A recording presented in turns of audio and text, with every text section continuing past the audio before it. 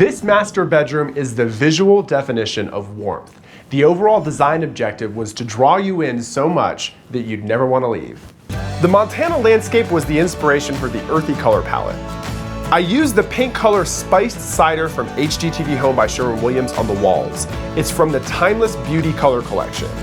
I've brought in lots of rustic brown tones and a complementary green-gray color that's picked up on the rug and in other touches around the room.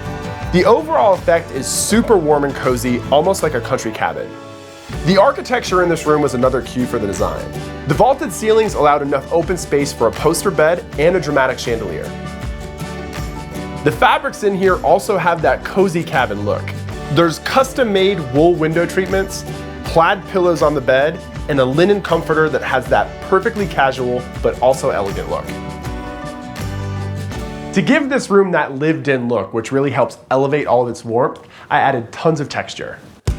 There's a leather and brass armchair paired with a tree trunk side table, a metal and weathered wood dresser, concrete plant stands, and even rustic frames for the artwork.